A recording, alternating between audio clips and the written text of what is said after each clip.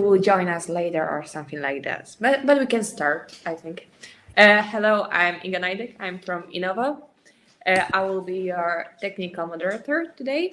And Michał Kruszyński is main moderator here. And the order that we will speak is first one gonna be Ozarka, Michael Massa, later gonna be LMPE, Francesco Sandias. Third one gonna be Drogerie DOT, Magdalena Januszkiewicz. Later, third one is gonna be Moree, Dejan Mitrovic. Later, YoYo Boost Reuse, Joanna Olszańska. Sixth one is ZNIKA opakowania, Michał Kruszyński. Seventh, NCBR Horizon, Magdalena Głogowska. Eighth one is Swapp, Szymon Barabasz, and the ninth is Antalis, Anna Ziemińska. And it's all from me. Okay, great. Hello, everybody. My name is Michał Kruszyński. I was asked by the organizers to moderate this panel, but I am also one of the panelists, so I will try not to overuse my power as a moderator on my favor. It's so nice to see you all. I think that we have very nice and common goals in mind when I see so many amazing organizations, institutions that usually care about sustainable development and packaging. So this session will be about packaging, and it will consist of two parts. First, we'll have brief presentations. Everybody will get 5 minutes in the order presented by Iga before.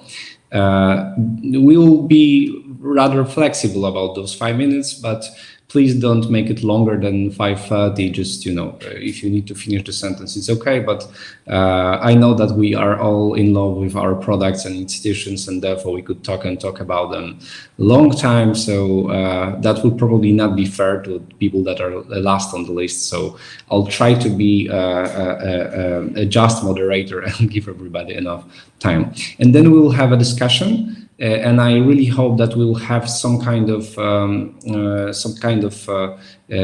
activities from our participants and from people who are just visiting.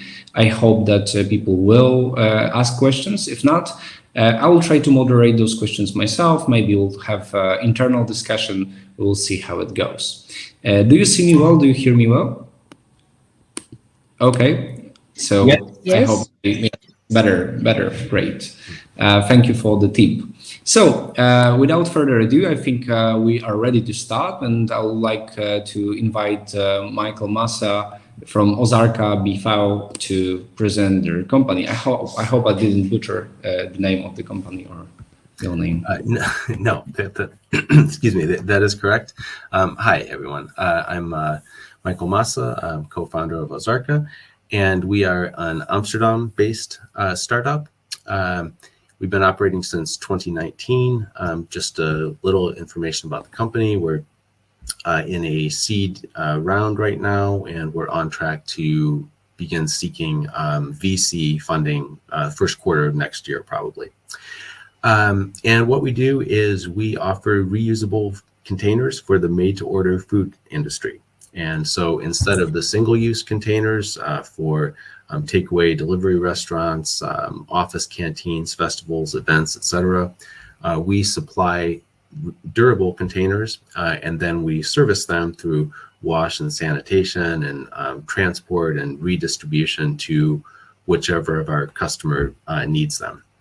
I'm going to go through this pretty high level because I would rather spend more time with questions either in the chat or anybody can contact me through email as well. So I'm going to kind of fly through this, and we'll get to the meat of other people's presentations as well. Just to add a little more detail, what this reusable concept means is naturally there is a bit of a behavioral change that has to happen in order for this to work. So, it's one thing to put out the reusable containers, but we recognize that consumers have to see the value in the packaging itself and treat it similarly to how they would say the bottle returns systems that they're used to in grocery stores. So some idea that, you know, the package's journey, so to speak, doesn't end after the food is consumed from it. There is still something to do. Now, in closed loop environments, things like festivals, that's really easy to manage. All that you have to do is provide the proper bin. People are more used than ever before to, you know, kind of sorting their waste. And so all you have to do is make it easy for them through some signage, you know, indicate to them that this is a reusable container, put it in the right bin. And then, as I say, we just collect and wash and sanitize them and reuse them again. They can be used hundreds of times before they reach their end of life. And we use mono materials, primarily polypropylene. And so when it is time to actually recycle it, or downcycle even, that's pretty easy to do because polypropylene is, you know, it's a mature technology in terms of recycling. I should say, by the way, that you know, we only chose reuse after investigating the alternatives. So, you know, we are very enthusiastic about materials developments, things like biocompostables and you know, new barrier coatings and all sorts of moisture proofing that you can add even to paper packaging. And while we are interested in those materials developments, we really don't think, at least in the Netherlands and the Benelux where we operate, there's just not infrastructure in place to support those biocompostable materials. So that it's much more likely that they're just going to end up in landfill or you know, contaminate a petroleum-based plastic recycling stream. So that's really one of the reasons that we chose for reusables. And just to give a little more information about some of the technology, naturally with reusables, there is an issue of sustainability when it comes to transporting these containers around. So one of the things we do with some of our containers is to have RFID enablement, and that allows us to say, okay, we know exactly how far this particular container traveled, we know how many times it was washed, and it was moved around in electric vehicles. And so when you put that side by side with the alternative of single-use materials, you know, we can truly quantify the impact that we're having there. Just to add a little more detail about, I mentioned sort of more closed loop or open loop environments. With all of our restaurant partners, our caterers, any place where Ozarka containers are distributed, consumers can always return the containers to any of those nodes in our network, any of those locations. And we are now also rolling out smart bins that are, you know, RFID enabled to read the tags. So these again would be similar to the bottle return machines that are so common and that people are so used to. So again, it's just placing those bins in high traffic areas where it's easy for consumers to participate in the reusable model. Last 30 seconds. Yes, yeah. And so the only thing I was asked about to comment on also is this idea of how changes in legislation or regulation might be impacting the business. The short answer is that with the bans coming on single-use, I shouldn't say bans, the requirement to offer alternatives, to offer reusables, it's easier forever for us to explain to our partners the advantages of our system and to really give them the support that they need in choosing for reuse rather than single use. So yeah, that's all I wanted to talk about. As I say, please feel free to put in chat or reach out to me on email if you have any other questions. So thank you. Thank you very much, Michael. Thank you for your timekeeping. It was 6 minutes, a little bit too much, but almost perfect. So if we'll keep this level of time, it would be amazing. Thank you for your presentation. The very good tip is just to have a stopper with you, like timer with you. So I highly recommend that. But we are in time. So next will be Francesco Sandias to present solutions of you. So let me.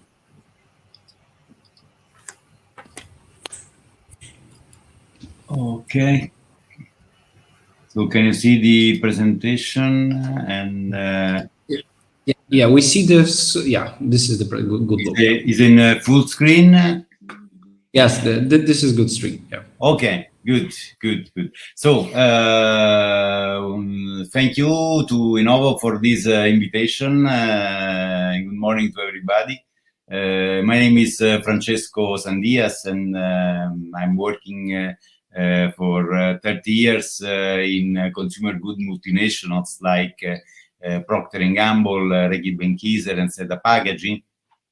And now I'm currently running this company with other two shareholders, and I'm president of this Laboratorio Materiali Polimerici Ecocompatibili Laboratorio, with which I will present to you.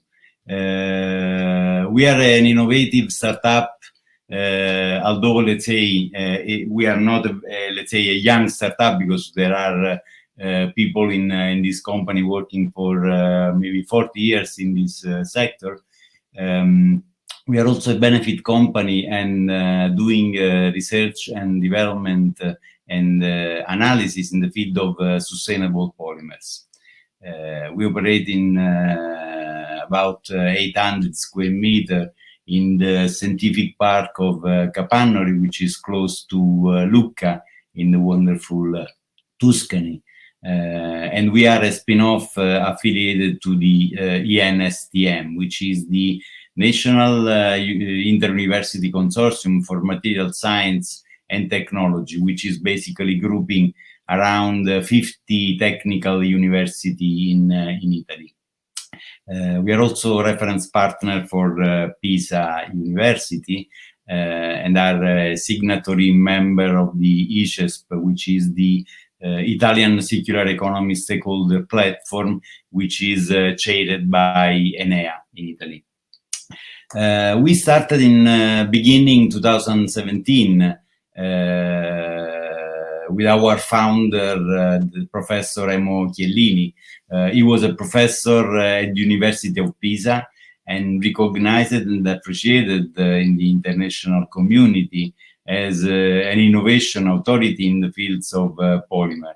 And during 2018, as you can see from this picture, he was the winner of the Giulio Natta Foundation Award, which is a kind of Italian Nobel Prize for chemical.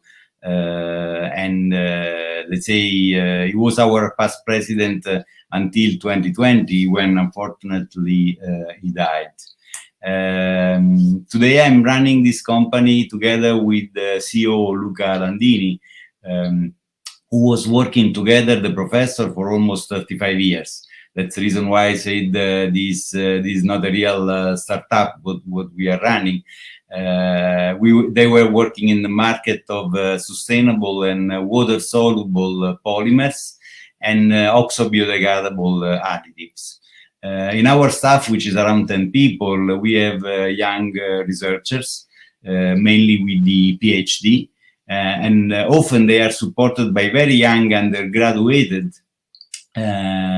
which complete their scientific degree or their PhD thesis in our lab. We continually exchange the know-how, the make use of the facilities, and welcome researchers from the different Italian universities we have agreement with. And this is for us a mission that we care a lot about, but entrusting our tutors for these students. Our slogan, as we put also on our logo, is research for our idea. Basically, we do innovative research building on the idea that our client want to launch on the market. And they entrust us with the commissioned research to find an innovative solution to be patented, so that they get a competitive advantage in launching their new product. Basically, we work on materials from biomass mainly, with biodegradability and compostability properties. using the lever of the approach of technology transfer of the know-how to the industry. And our customers are basically companies in many different sectors, starting from packaging to detergent, textile, agriculture, food and nutraceutical, the retail sector, but also company in the pharmaceutical, automotive and construction sector.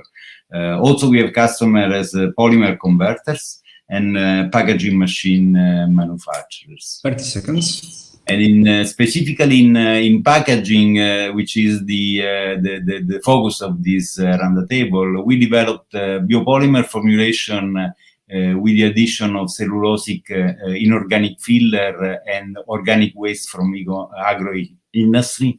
And this is application for thermoforming and packaging application.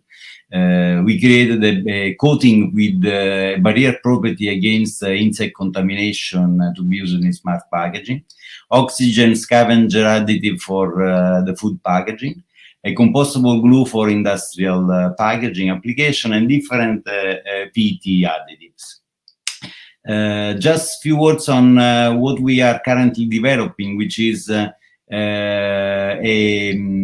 but please keep it brief because we have to be finishing in a moment. Mill sludge for production of compounds, the reuse of ghost feather waste for to achieve a polymer, and the development of sustainable cat litter for agro-industrial waste. We are also working on an important biotransformation project. This is the last project I can tell you, which is a transformation of non-recyclable plastic from waste sorting into biopolymers, which are polyhydroxyalkanoate. So we have, of course, all the certification we need to be consistent, and basically that's all. I have, let's say, I left here my email in case that there will be question we cannot reply in this session. Thank you. Thank you very much. I couldn't let you continue more because I'm also from biocomposting materials, and therefore people might have think that I am like promoting compostable materials more. So I have to be strict here. Thank you very much for this amazing presentation. And now I would like to open the floor for Magdalena Januszkiewicz from Drogerie DOT. Hello, everyone. I'm sharing my screen now. You see my presentation? No, I think not. I think once again, let me try again. Francesco needs to, yes. And now I see Szymon Barabasz, not yours. But we have perfect infinity of screens. Yes. So let me know once you see dot. Yeah, we see dot, but still from the presenter view. Okay, yeah, I'll enlarge it now. Is it full screen? Is full screen? Yes, okay, perfect. So I set the alarm. Okay. So my name is Magda, and the business I run and I'm about to tell you about is my dream come true. Neither me nor my business partners had any professional links to the packaging or cosmetics and detergents industry. So what we have decided to do was to change the way the consumers use and dispose the packaging while purchasing cosmetics and or detergents. So what we do is very similar to what Michael said about, but we do it for cosmetics and detergents. We said no to single-use plastic and yes to the research on how to make it possible to refill the bottles instead of dumping them after a little while. Honestly, these two photos depict our true motivation for starting DOT. It's my home garbage can on the left. It's filled with empty plastic bottles I could no longer use. And on the right-hand side, there is my neighborhood trash can on the Christmas day. So I guess no comment is needed. We're all here for a reason, and I'm sure those photos affect you as much as they affect me. So me and my partners felt desperate for a change. So here's who we talked to. The most obvious way was to split our recipients in 3 groups. So that is the producers of detergents and cosmetics. And for them, we enable a completely new channel of distribution, their products. They can brag about it, but also save tons of single-use plastic, and therefore money. The next group is the whole B2C sector. That is the end consumer who's in search of pro-eco opportunities to purchase their toiletries, cosmetics, detergents. For them, using our multi-use packaging system has a priceless benefit of not needing to dump their bottles each time they run out of the liquid inside. And the third group is the so-called B2B sector that seeks the reduction in the amount of plastic waste, which leads them to saving lots of money that end up until now they had to spend on waste management and recycling. We are now looking at our flag store in Warsaw, where at the present moment we distribute 5 well-recognized Polish brands via special refill station booths, which from the beginning were meant to look a little old school, just to shorten the distance and therefore overcome the possible resistance our customers may feel shopping with us for the first time. So everything that inside the store was made with recycled plastic, the bottles, 100% recycled PET, the colorful full fabric that you see here on top, and the refill stations themselves. And this photo depicts the simplicity of our solution. Empty bottles on the left, they just don't go to waste. They got refilled. And I wanted to mention some problems, challenges, opportunities as well that we deal with. So the biggest barrier is the fact that the consumers have to change their habits and simply carry their bottles with them when they go shopping. So it's easy, but not so obvious. Again, like Michael said, and I love the sentence and I wrote it down, we want them to see the value to packaging itself. That's like the same thing. Then about the challenges, the greatest challenge we encounter is that people often consider pro-ecological solutions as expensive and complicated, and we prove they're not. And on the bright side, there are opportunities. And the opportunity that I wrote down is the growing ecological awareness of Poles. It works in our favor. The growing cost of waste treatment also influences the clients, both from B2B and B2C sectors. So coming to conclusions, I have put the latest survey by one Pole conducted for Essity spring this year, so it's brand new. 12,000 people working from various European offices were asked if they regard their office space as eco-friendly. I have 20 seconds left, so I don't have time to read this, but I'll be happy to share it with you. To sum it up, as you can see, there is a change in the perspective, and we all feel the need for change. So this is in our favor. I also wanted to share a short video on what we do. It takes 30 seconds. I hope you are okay with me playing it. And then that would be it about us. So these are the bottles that get recycled, and this is how we made our bottle.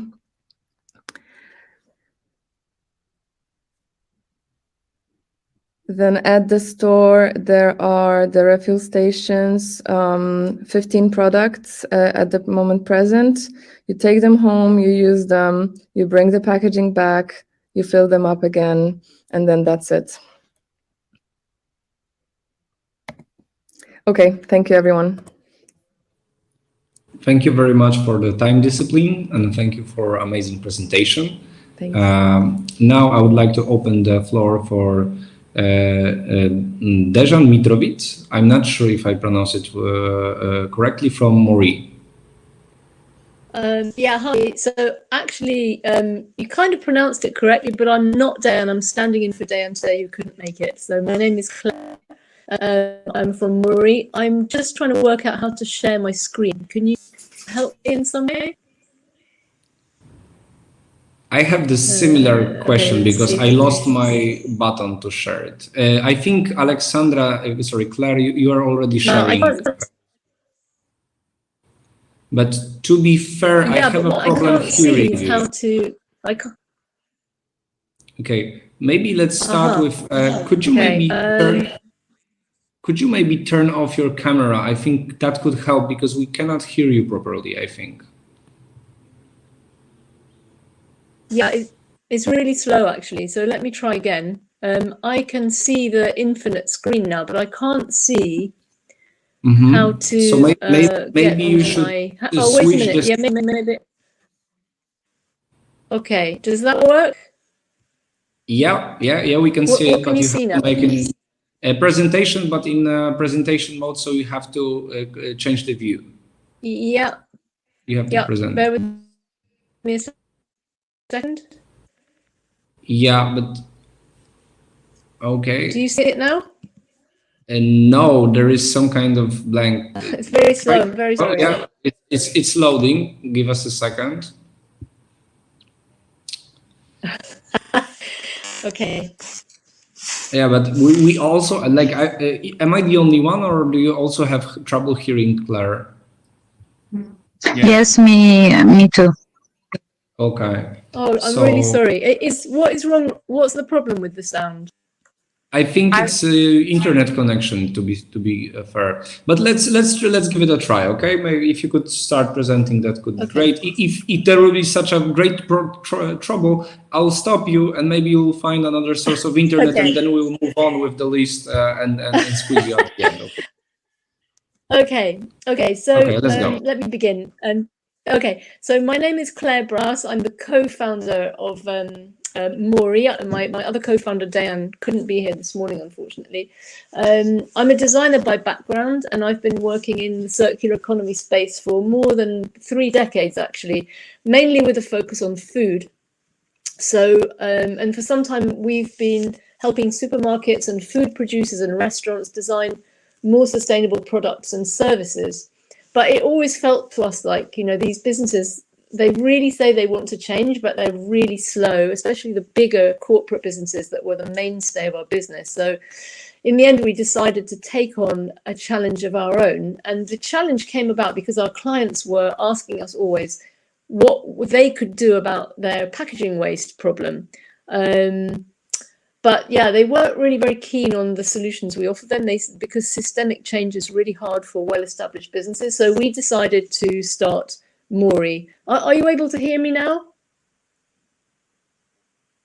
Yes. Great. Okay. So I mean, we know this. An average European throws away over 100 kilos of plastic every year, and we've seen some very good photographs already. Mainly from food shopping, and most of it ends up in landfill or in the environment. And food brands are under a lot of pressure to do something about this. Their customers are, so thank you to Magda for pointing this out. Customers are becoming more and more worried about plastic pollution. There's a lot of new legislation coming in and taxes, and also packaging prices are going up, which is really good for circular solutions actually. But actually there are no easy sustainable solutions for brands. So as Michael was saying before, lots of companies think that biodegradable or recycling is really the most sustainable option, but we think that both of those options are actually, rubbish, because there's no infrastructure for compostables, especially here it's very bad in the UK, and recycling rates, especially here, are really bad, and it's estimated that 90% of our plastic is either burned or landfilled, so very, very little actually gets recycled or composted. So we came to the conclusion that the only truly sustainable option is returnable packaging. But this means creating a whole new system, and right now businesses can't do this. So this is why we set up our what we set up. So we set up Moree. Moree stands for more reuse, less waste. It's a reusable packaging system. So packaging is sent back to us, washed and reused hundreds of times. And our plan is to help food brands switch to reusable packaging in the easiest possible way. almost a year ago, we began this project. We were testing B2C operations. We had our own customers, and we set up a warehouse and we began selling online with same-day delivery. But it was such a massive operational challenge and was quite expensive, so that we shifted to a B2B model. So we started selling our same solutions, because we developed lots of solutions to brands. They fill it with their products and sell to their customers. And along the way, we were testing hundreds of different designs and return mechanisms. And we built our own packaging tracking system with our own QR codes. Right now, we're working with a couple of independent brands. We're selling mostly coffee and granola. They are selling coffee and granola directly to their business customers. So this is cafes, bars, and corporate offices. And so far, this works really well. We're developing an idea that you can see here on the screen, where the bag in which the product is delivered is also the return envelope. So the customer maybe gets 5, 10, 15 kilos of coffee in maybe 3 bags. And once they've decanted the coffee, they put all the bags into one bag, they fold it in half, and they put it in the post box. So it's really super easy to return it. And in fact, return rates in this context are super easy. So we're getting all the packaging back. And our brands really love Moree because first of all, it gives them a new competitive edge where they can attract more green customers. And secondly, they can have the opportunity to save a bit of money as well. So as we grow and reuse becomes more mainstream, what we want to do is to work with bigger food producers and maybe in the long run, even with supermarkets. And we know that the main challenges are going to be returns, but we've done a lot of testing when we had our own shop. And we think we've had some really valuable insights, and we think we have some ideas about how to address that really key problem. So there are 3 key pillars to our system. 30 seconds. Yeah. We have a flat pack design, which is durable, washable, and can be reused over 300 times. Secondly, our return system is really easy. We just use the Royal Mail. And thirdly, our return system, they all need incentives. So we don't want a deposit scheme, which is an off-put. And instead, we're developing an app which rewards customers for returning the packaging. So I'll skip over this because it's just the business model, which we can come back to later. But basically, what we're aiming to do is we sell the packaging over and over and over again. It's not least, we sell it, and then it comes back to us for washing. And we hope that we can make this cost effective, so it will cost either the same or less to our customers. And we want to create an ecosystem of brands so that we have many brands on our platform, and our customers can then find other customers that are interested in using our system. So yeah, we've had, just this is to say, our plans for the future is to, when we're raising money, is to produce a first 25,000 units of packaging and build our customer app and launch with our first 25 brands. And yeah, we really think that reusable packaging is growing in potential. It's definitely a growing sphere, and we're looking forward to being a part of this reusable ecosystem. So thank you for your attention. Thank you very much, Claire. Thank you. We heard it all, so it was a very good presentation. As a moderator, I already see two fractions of our panelists. One is rather reusable, one is rather compostable. Please, let's not start wars between each other. Let's cooperate with each other. We shouldn't call ourselves names. So please be mindful that we all have the same goal in mind, and that is our planet to be better. Thank you very much, and I would like to open the floor for Joanna Olszańska from YoYo, Boss to Reuse. Hi everyone, yes, I'm Joanna, founder of YoYo Boost Reuse. It's a company based in Netherlands. And since 2018, our mission is really to free nature from takeaway packaging waste. And what we observe in Netherlands and actually Benelux is that most office, restaurants and cafeterias, they're constantly looking for alternative to single-use packaging, something that would make them more sustainable. And actually, we help them with that. So as YoYo is an implementation consultancy that helps them to make these steps in switching from single-use to reusable packaging for takeaway served in the offices. That's really truly our expertise that helps clients to eliminate the CO2 emissions, to be compliant with the new laws, to avoid common mistakes when companies are making such switch inside their organization. So in a way, we provide a complete package that guides them step by step from choosing the right reusable packaging to return systems. We provide communication materials. We also monitor progress of how customers and staff feels about the change. And we also monitor the CO2 impact that the organization can make, because it's not just making the change, but making it right, making it happen that the packaging is reused, returned, washed, and the impact is then positive on the environment together with the convenience.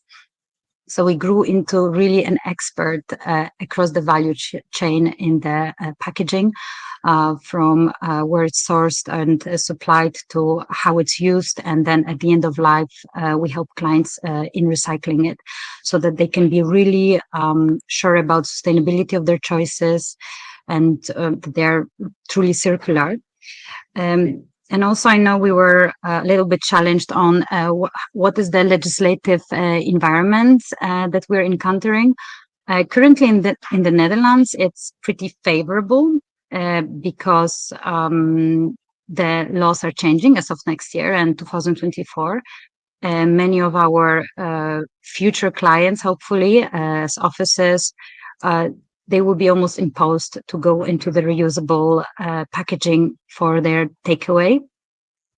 So from that perspective, many organizations, catering companies want to become compliant. It's just that they not fully know how to do it and how to do it right. So here are the challenges is the awareness actually about what is the right solution to go for. Debunking a lot of myths about materials, customers' behaviors. Change management is extremely challenging for many organizations, although a concept sounds quite pretty easy. We just replace single use with reusables. But once it's being implemented, this is where many challenges are happening. And also standardization of materials. So innovation at the start of life of a lot of packaging products, there's a lot of innovation, which is really amazing. And a lot of us already mentioned that. But sometimes we are also creating from one problem to another, because when we look at the end of life of most of the materials, the waste management business, the infrastructure is not keeping up. Things are not recycled. They're all incinerated, as we already mentioned, in Eastern Europe, landfill, previously mostly in Asia. So standardization of materials for reusables is really something that is currently a challenge. So there is variety of single use as well as reusable materials to choose from for the packaging for takeaway. And this is where we have to guide our customers in the right direction, and so that we avoid more problems than we wanted to solve in the beginning. And yes, I actually didn't have any presentation, so I'm really happy to later answer more questions. These are the few words from YoYo. Thank you. Okay, thank you very much. So thank you for the well-timed presentation. This is like almost 5 minutes, so amazing. And now it's the strange moment when I have to turn into a panelist for a second. I'm gonna share my screen now. If you can tell me, please, is it visible for you? Do you see my presentation? Yes, ZNIKA, Yes, we see the first slide. Okay, perfect. So 5 minutes, I'll try not to cheat. So hi, my name is Michał Kruszyński, and I am the CEO of ZNIKA. ZNIKA is a new Polish startup, and we are aiming to reduce plastic pollution, as probably majority of you. As you can probably know, we produce around 1 ton of plastic per person. A lot of plastic ends up in landfills or in environment. A lot of it is also incarcerated, so like we are just burning the plastic down.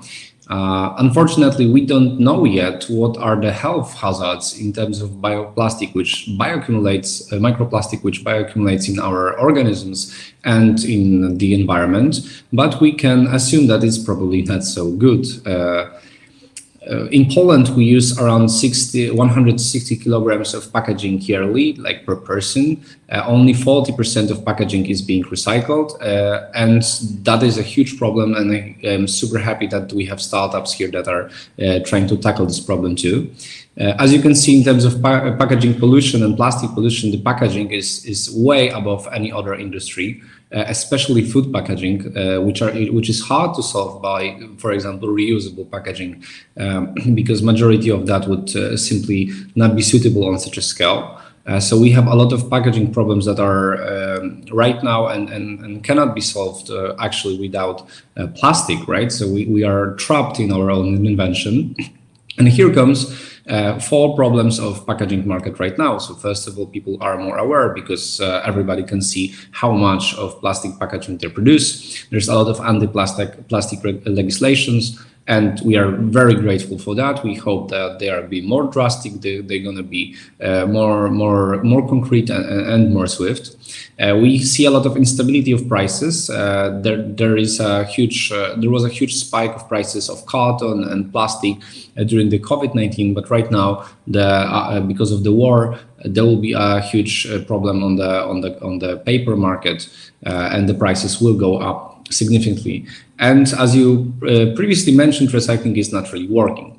And our solution in ZNIKA is compostable packaging. We do not think it's rubbish, especially because this is a young technology and we think it's going to be only better. So those types of packaging, because we work with various industries, we work with food, we work with e-commerce, we work with fashion, beauty, and so on. They are biodegradable, they are customizable, durable, so you can basically use them as previously. And this is very important because a lot of products needs packaging in order, for example, not to rot or not to be simply wasted. Plastic packaging usually saves a lot of products, and we have to acknowledge that. But on the other hand, we cannot turn our planet into a waste facility, right? So our B2B model is that we research and co-product our packaging. We are specialized in many compostable materials, in many natural plant-based materials. We are trying to invite other companies to sell their products via our page with our help. So we have a lot of paper materials and so on. And we try to consolidate the order so that not only big players can enjoy sustainable packaging, but also players that are simply smaller and companies that are smaller. Right now, we own our e-commerce platform. We produce packaging for our B2B partners. But we also have our R&D team that is right now working on our own biomaterials and our own mix of bioplastics.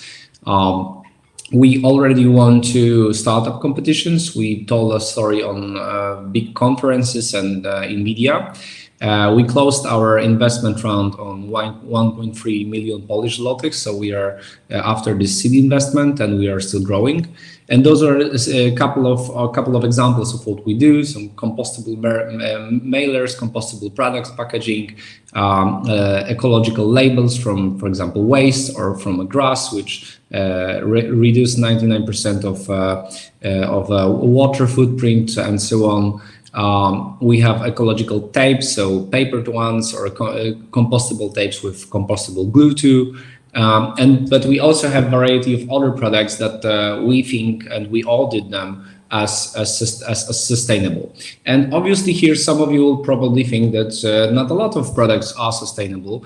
And I fully agree with all of the companies that they want to use reusable packaging. I believe that this is the best option, but there are certain parts of products that we cannot use sustainable packaging with, or reusable packaging. And therefore we need to find a way to improve this technology. So let me finish here. So if I would be, did it stop? No. Wait a second. Oh no, I have a technical problem because I'm clicking, as you can probably see, and it's not disconnecting. Oh yeah, perfect. So that was all. If there are any companies that would want to cooperate with us, we are still looking for partners, for converters, for companies that would like to, for example, use reusable packaging from compostable materials. We believe that compostable technology is still at the very beginning. We hope that we won't need in 10 years compostable facilities in order for the product to decompose fully into organic matter. We hope that our products will be compostable quickly and even in the plain environment. So that is our message, and thank you very much for your time. Okay, I passed time like 45 seconds, but that was rather a standard move from everybody, so I hope you forgive me. And now I can give the floor for Magdalena Głogowska from NCBR Horizon. Good afternoon, everyone. I'm very happy to be here with you. I have to admit that I'm deeply impressed by your innovative solutions, by your ideas for packaging and how to deal with over-packaging and how to save the environment, how to save the planet. I'm here to tell you a little bit about on how could you get some very attractive financing up to 100% to develop your business, to develop your research and innovation in the field of packaging. Long story short, I'll tell you about the program Horizon Europe. And I'll now share my screen.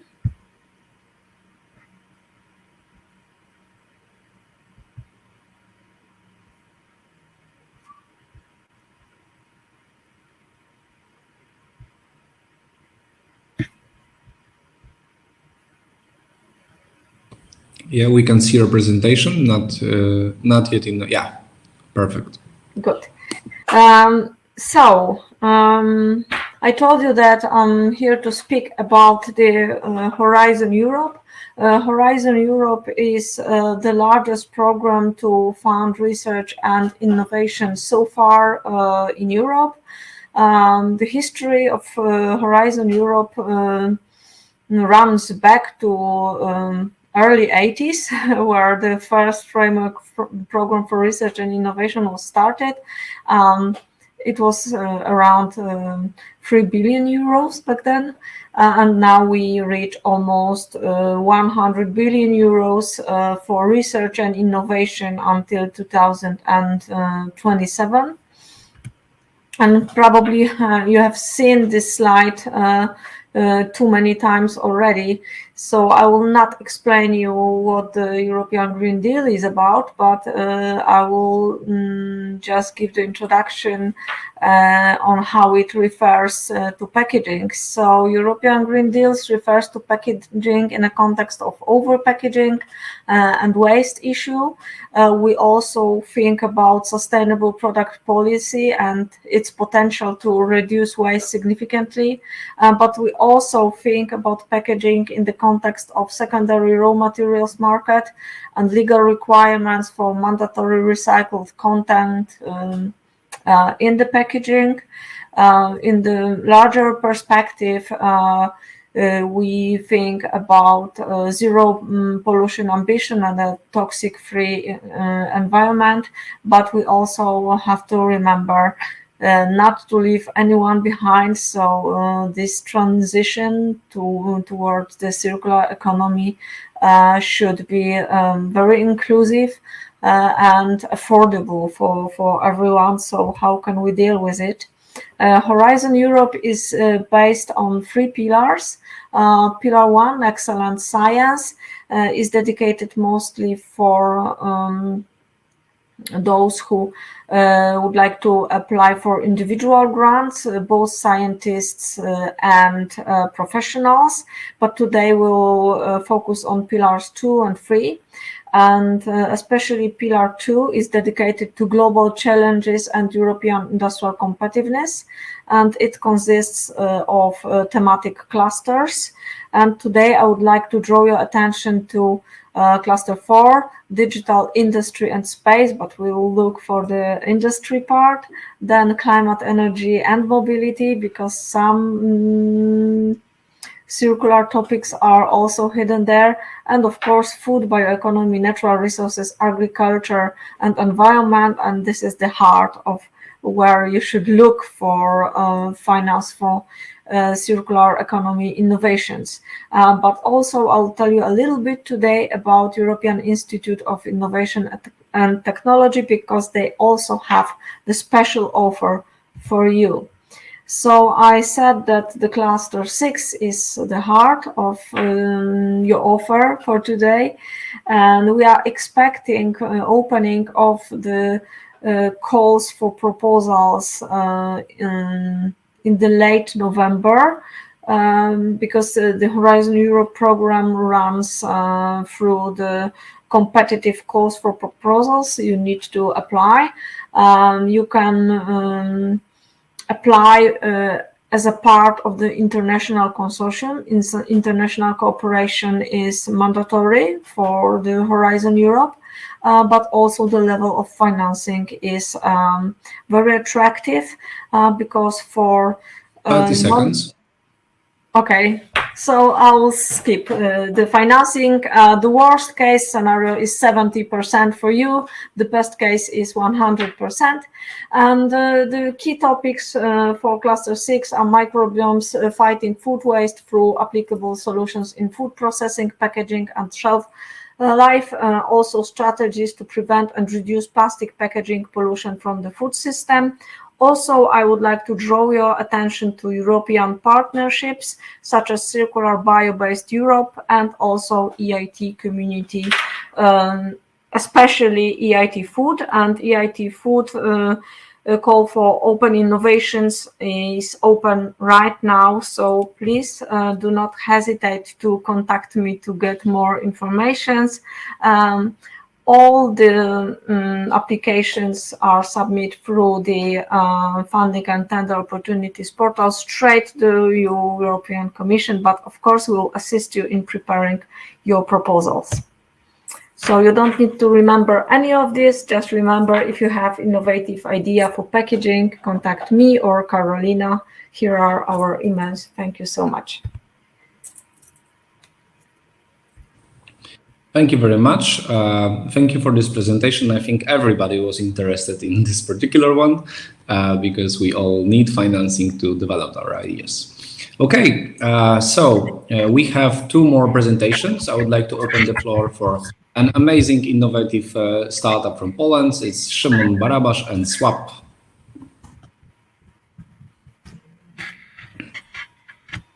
I think Szymon is, missing that.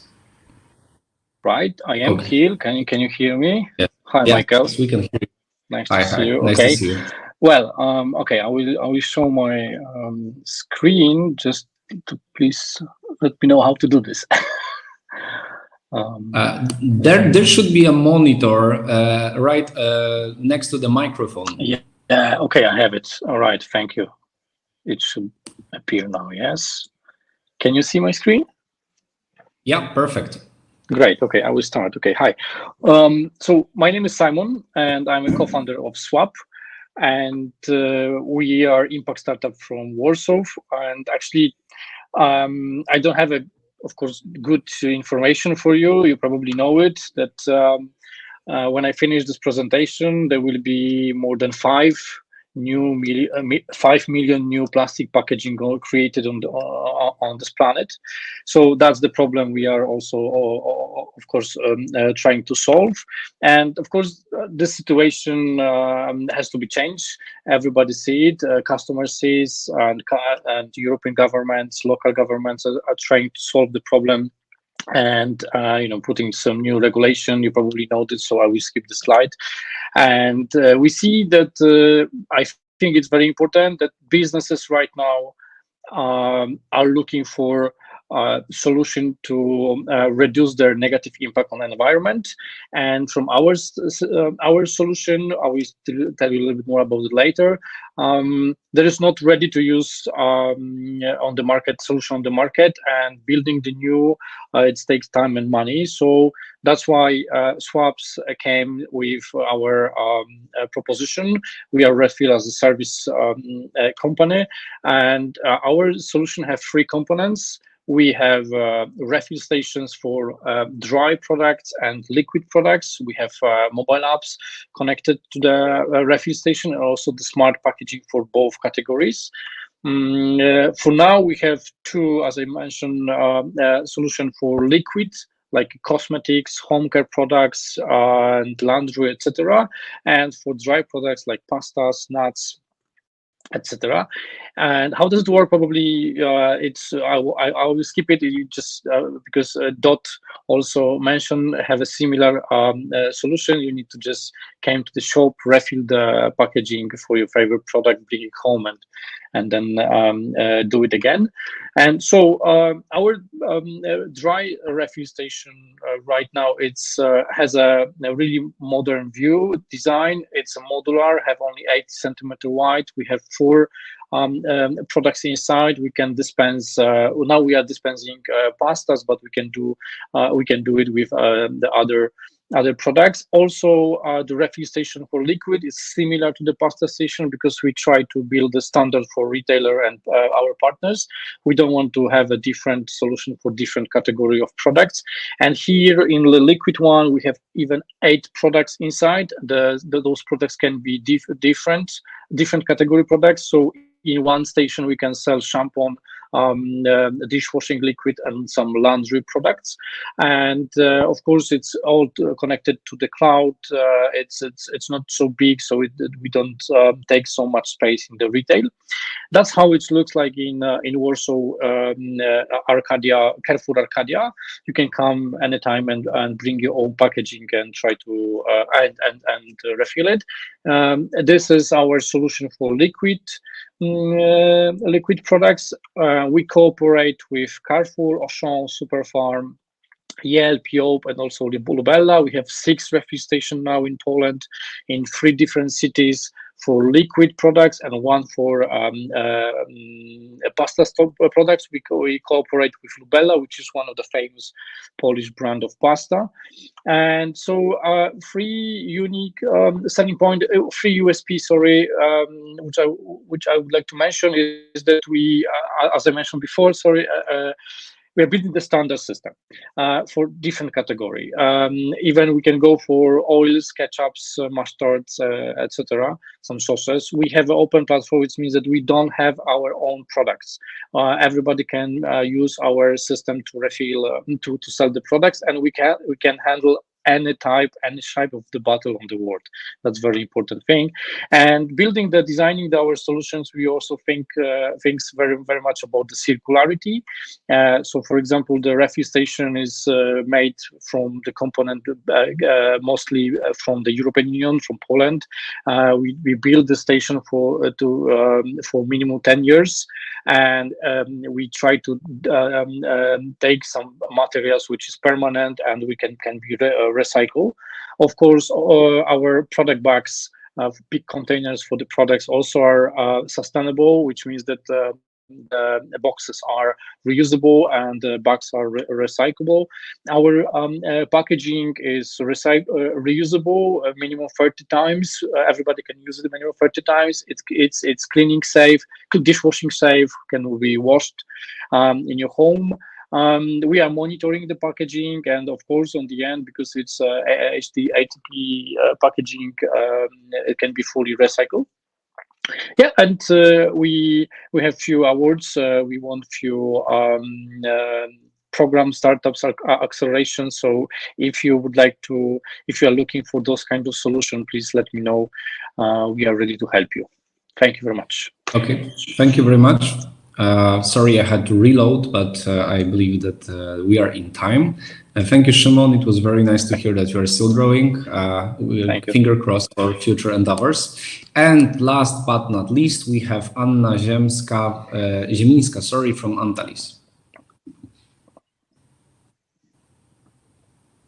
We cannot hear you yet. I think you have to unmute. Okay, hello. Perfect. Now I want to share my screen. I hope I can do it. Can you see my screen? Yes, it's perfect.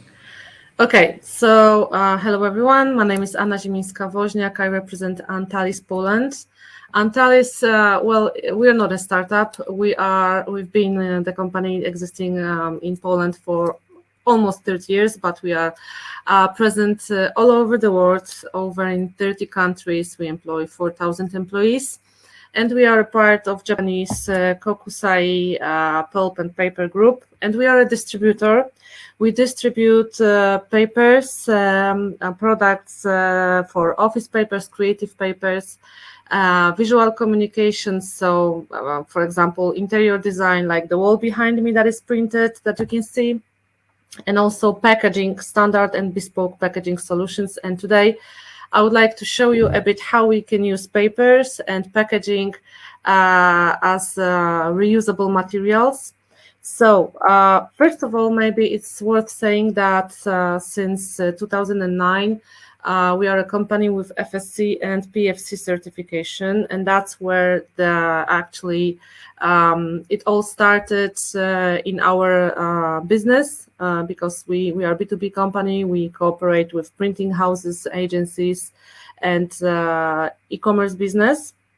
The products that we sell are papers and boards, are REACH compliant, are toys safe, and have certificates for food contact, and they can be biodegradable and also can be compostable. But because paper can be compostable, but it needs certifications and testing, and all of it can be recyclable.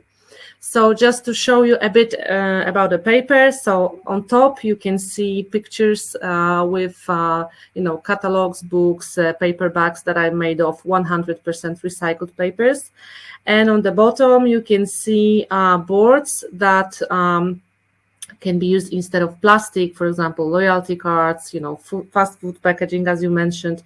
Of course, it's not our core business, but we do a lot of promoting products that can be used instead of plastic. So I think it's also helpful for your companies.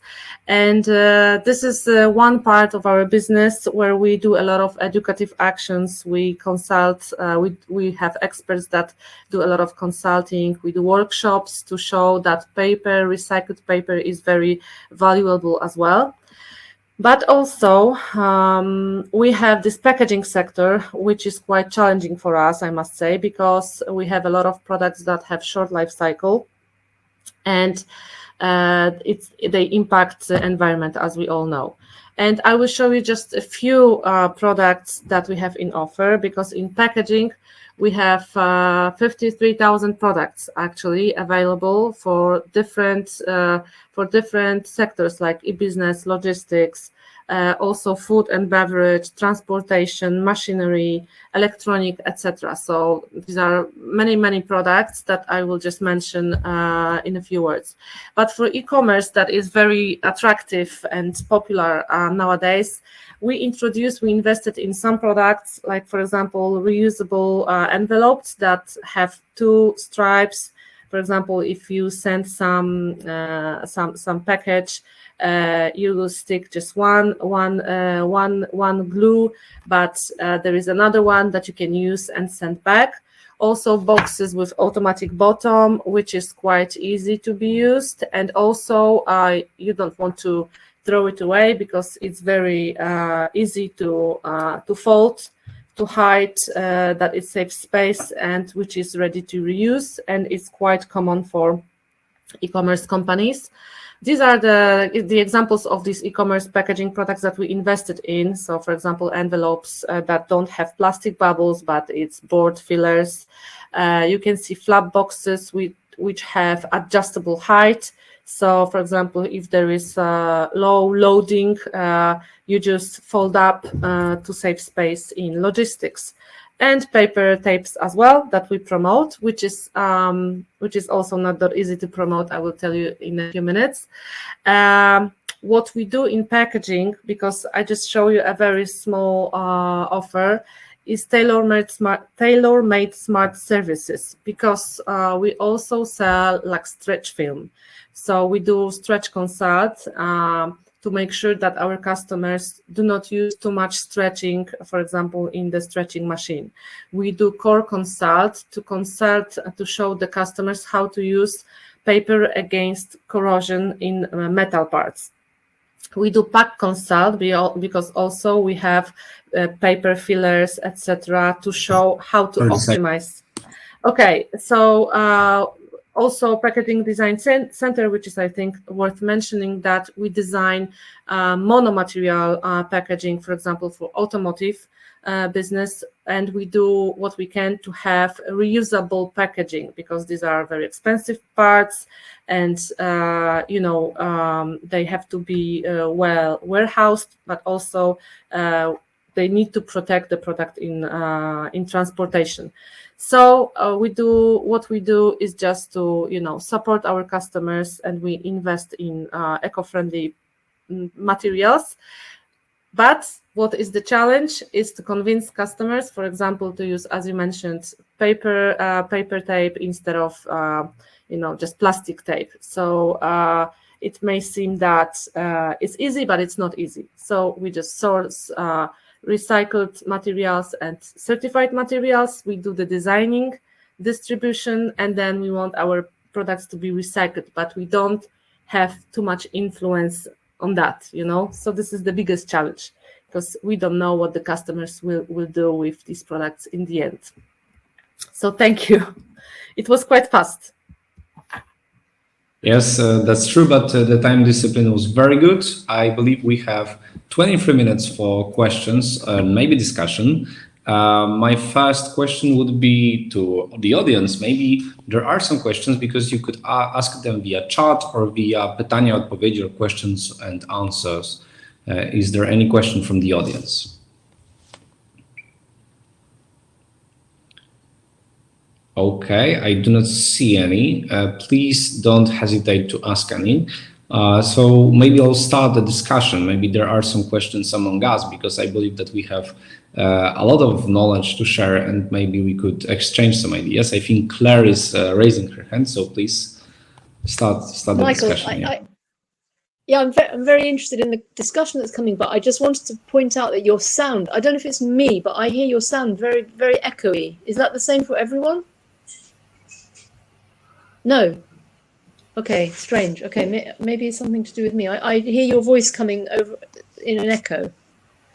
Maybe that's maybe you should then turn off the microphone, and then it should be less echoed. So maybe turn on the microphone only when you speak. Did that help? No? Oh, sorry, I don't know how to help. So, are there any questions among us, or shall I start? Okay, I don't see any, so let's keep the discussion going. I have a very interesting question for everybody from reusable startups, because I believe that the idea is obviously the best, and it should be developed, but maybe you could share some perspective on how to overcome some challenges according to, for example, cleaning, for example, transporting, so a lot of fuel, a lot of space, a lot of emissions there. So do you have some kind of recipe for that? How do you calculate it? What's the biggest obstacle here? If you could share your perspective, I would be very glad. I can start. Okay. No, go ahead. So yeah, I guess my first comments to that would be that yes, there is indeed that that idea of transporting containers around. The short answer is we quantify that the same way we do anything else. We try and measure it as much as possible. It's not really an apples to apples comparison, because we're not asked to say, are you more sustainable than the municipality who would otherwise haul away all that single-use plastic. All we're asked to do, and of course we are more sustainable than them because we're dealing with eliminating waste in the first instance. So once you can remove that from the waste stream to begin with, there's of course a downwind effect of not having to transport it anywhere after that. Eliminating it first, of course, has that knock-on effect, and that has impact on CO2, etc. And the other thing that we get asked a lot about is, what about the consumption of resources for a single wash cycle? And the reality is that there it gets a little bit more complex because we'd have to, and we do, compare to the most commonly used single-use materials. So, we can look at the water footprint, carbon footprint, whatever for our single wash cycle. But the reality is that single-use plastic also has a water footprint and energy footprint as well. And so, you really have to look at that in terms of the big picture, which of course, single-use producers and distributors don't do. It's just simply treated as a product. But services tend to have a more long-term measurement effect, I would say.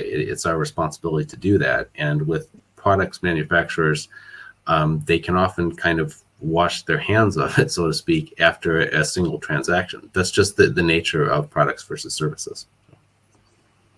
Yeah, I fully agree with that. So maybe anybody has some follow-up on that? Yeah, I can follow up on that from our perspective. So thank you for that, Michael. We've done a little bit of life cycle analysis, and what we did was kind of map out the entire product journey of a single-use plastic compared to our reusable packaging. So our reusable packaging has a higher carbon footprint if you just count the object itself, but then if you map out the whole system, after I think it's after 5 uses we break even, and after that it's all positive. And yeah, I think we don't, for example, that our own system, we've deliberately created a system that can utilize an infrastructure that exists already, so it's not actually adding much burden to that infrastructure, because the Royal Mail, by decree, they have to visit every post box a certain number of times a day, so the vans are going to those post boxes and picking up the post anyway, even if the post box is empty.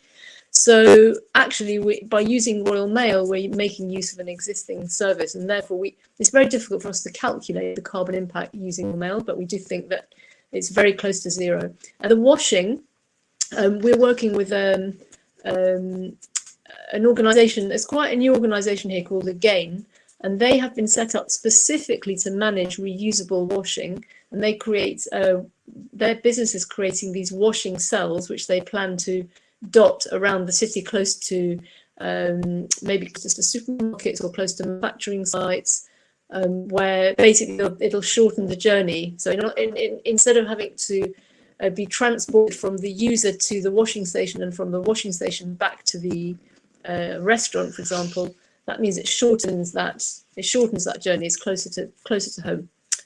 So yeah, there's a lot bubbling up on the kind of the ecosystem of reusable infrastructure, which is helping along the way to reduce impact. Thanks. Okay, so maybe let's jump into compostable packaging. Francesco, could you maybe share with us some biggest challenges in terms of biopolymers and compostable packaging? What lies ahead? Do you think this technology is yet to be discovered, improved, or the thing that we have already is like the end of the journey? No. Let's say, I think that we need to use all the different activities, because if you look at the circular economy pyramid, of course, the first things to do is to reduce the materials. And the company are already doing this since, I think, ages, maybe 40 years. All the companies producing materials, packing materials, specifically, they are trying to reduce the the amount of raw materials they're using for producing the same item. So that's the first things to do. And then, of course, reuse for sure is the second activity. But here, as you said, you need to have, let's say, the right LCA, so life cycle assessment, to understand if the reuse is, let's say, is better than any other action like recycling or recovering the material. Now, let's say, for specifically for the compostable and biodegradable materials, there is far to do, because as you probably know, currently the bio-based materials in the world are only 1% of the total plastic materials. So there are around 400 million of tons of packing materials, plastic materials, and only 1% of this, so 40 is recyclable or compostable materials. Why? Because it's not easy. It's not easy to achieve a material with bio-based raw materials, which has the same properties, mechanical properties, physical properties, and application which are let's say similar to the plastic one. That's the reason why the plastic from let's say non-renewable resource are so let's say extended used all over the world, because they are cheap, they are let's say very performance in terms of mechanical resistance, barrier, and so on. So the real challenge is to find renewable materials that can achieve the same performance as they plastic, let's say, non-bio-based raw materials. That's the challenge, and we are very far from the end. There will be probably years and years to develop this kind of materials.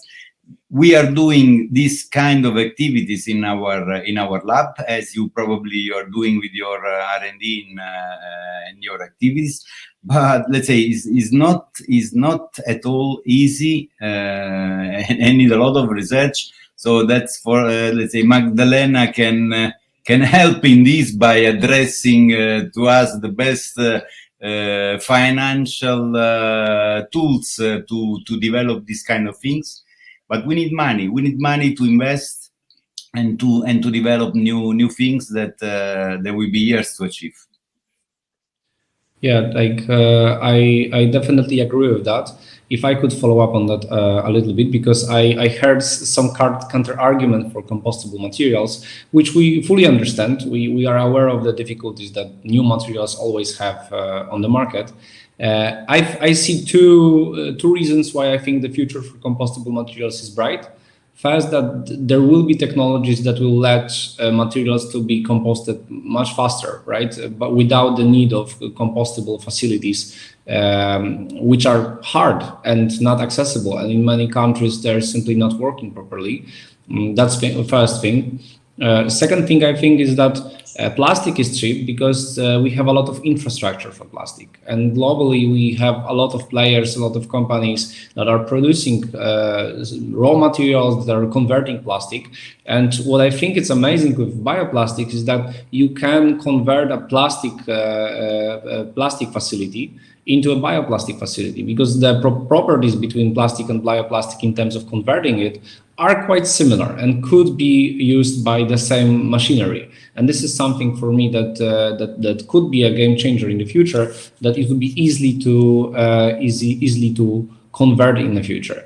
But that's true, we need to also have better infrastructure for composting, despite even existing of compostable materials. So nevertheless, composting of bio-waste in general, not only compostable materials, is extremely important, and countries and states should be doing just better on that. And when they're going to do better on that, and they have to, I believe that there is also a place for compostable materials then. But that's just my opinion, so I'm happy to hear some of yours. Do anybody has some follow-up on that? Maybe some questions? Yes, I would just like to encourage you once again to contact with me, especially you, Michał, to talk about the opportunities within Horizon Europe. There are some calls now open within EIT Food, but also there were calls just closed within Circular Bio-Based Europe, but they will be launched again. And this is the place where you could develop your amazing innovative solutions on compostable packaging. So it's all bio-based, so it's, you know, like the program especially for you and other innovators in the world of compostable materials. So that's for you guys. And I can also see that my colleague Jarosław Piekarski, also from National Center of Research and Development, draws your attention that materials for packaging are also tackled by the EU Materials 2030 roadmap, which is now under the preparation. So there are more opportunities coming up for you.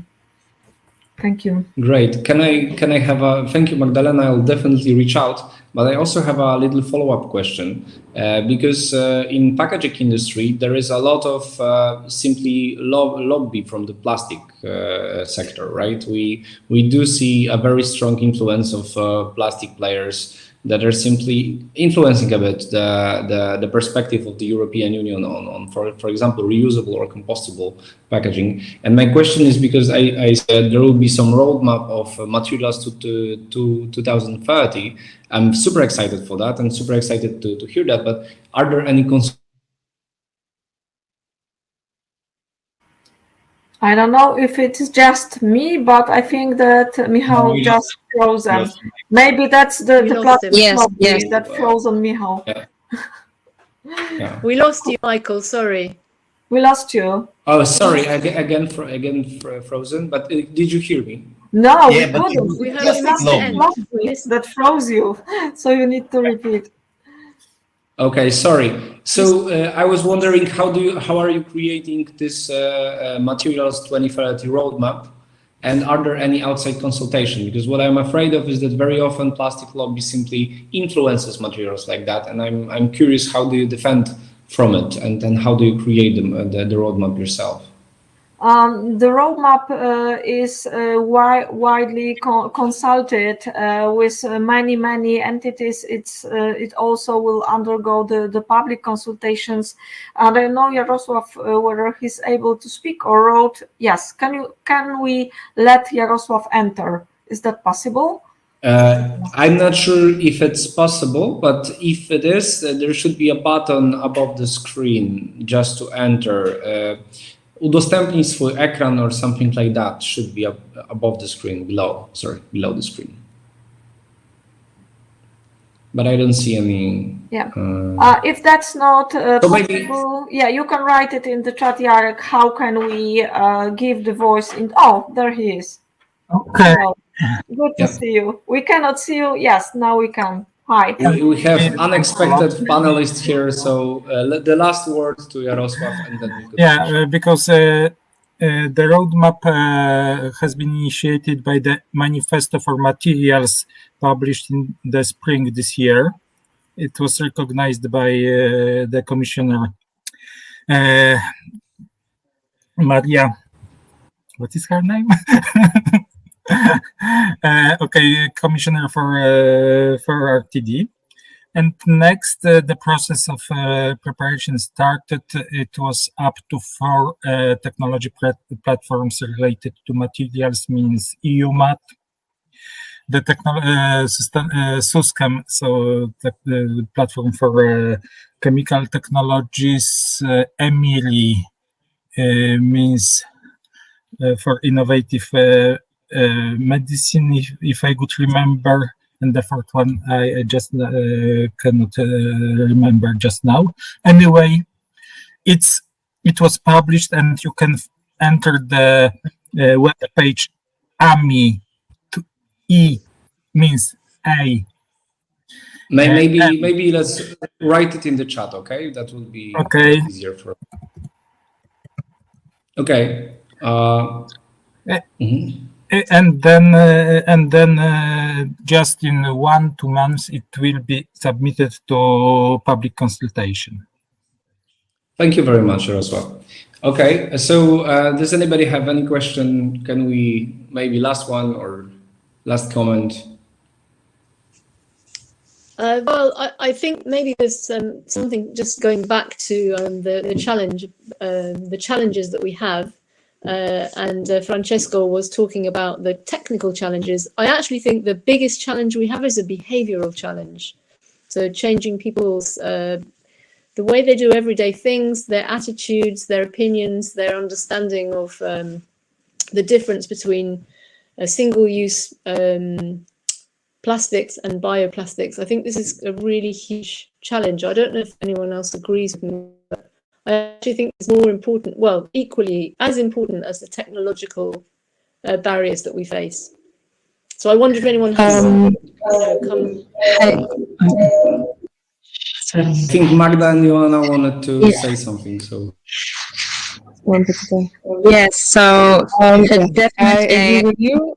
At the same time, looking at how quickly Polish people swapped from single-use coffee mugs to multi-use. It took literally 5 years or maybe 4 years. So 5 years ago, I was at the conference. I was listening to a lady saying, you cannot agree if a lady at the coffee shop doesn't let you have a coffee in your own mug. So this was like 5 years ago. And then now in Poland, when you go to a coffee shop, you get a discount for bringing your own cup. So same with bags. Like I know it's like the people that I see, the city I live in, but looking at the people like doing groceries, like every second person has their own bag. I mean, I see a huge difference, and it only took a few years. So I'm very optimistic about that. Honestly, I feel like people would be willing to like change their like behavior. Like they are willing to do that. It's just the infrastructure that is like missing, and I'm very optimistic about that, honestly. Yeah, I definitely I agree just with you. also want. Sorry. Please, Joanna, no? Yeah, I also wanted to agree with that, and actually, this is the reason why YoYo took this direction into the implementation expertise, because what I've discovered in the beginning of the journey, it was a lot about the research and creating CO2 impact reports, what is better between single-use and reusables, taking it very scientifically. And then the challenge that we encountered was indeed the behavior. So it was not so much about the box itself, the return system, the application they use, but really this behavioral change. So YoYo works, for example, with behavioral psychologists, the communication experts, because we've noticed that big corporations, the Nestle of this world, they cannot even manage themselves this behavioral change. So but as companies, the way we are in our own circles, and for example, like YoYo focused very much on the closed loop environments, which will make that change from inside out, we can be very impactful and powerful. But indeed, the convenience, the consumers' opinions are very important. So like 90% of our work is actually there during implementations of reusable systems to make it success, actually. Okay, I think Claire wanted to say something, and that would be the last thing. So, I was going to say that I think it's true that attitudes have changed a lot, and I see this particularly in the business community that 10 years ago was not interested in talking about sustainability, and now they're desperate to talk about sustainability. So that's good. But I still think that behavior is very general behavior is very slow to change. And what you were saying about Joanna about big companies, I think big companies have much more difficulty in changing people's behavior, and it really is the landscape of small new businesses that are going to shift the way people behave, because they're kind of coming from the bottom up. And I think when this sort of ecosystem builds and people are becoming more accustomed to different ways of doing things, then it will be much easier for the bigger companies to step in and kind of roll out systems on a very big scale. Okay, I think that was quite optimistic and a good sentence to end our discussion. Thank you very much. I think that all of the initiatives here were quite amazing. I think we can learn a lot from each other and maybe cooperate in the future. Thank you much, dear organizers, for inviting us all here. And again, we need to fight plastic pollution together. So let's share knowledge, let's share experiences. I believe that that's the only way. Thank you very much for the whole panel. My name is Michał Kruszyński. Yeah. Sorry, before you go.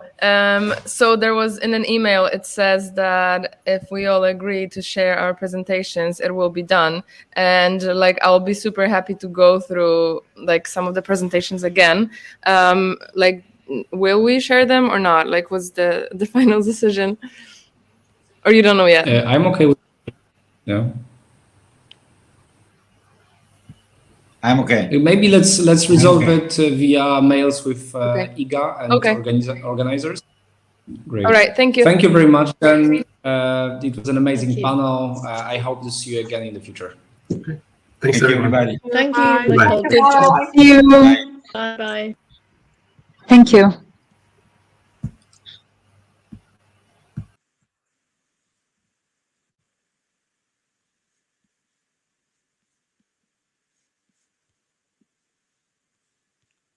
I can't work out how to leave. Yeah, I'm looking at all the Where's the links button in the chat. Oh yeah, top right. Okay, it's right. It's the top right. Yeah. I just found it. Yeah, thank you. Bye, Magda. Bye bye. Bye. Nice to meet you. Bye Nice bye. to meet you.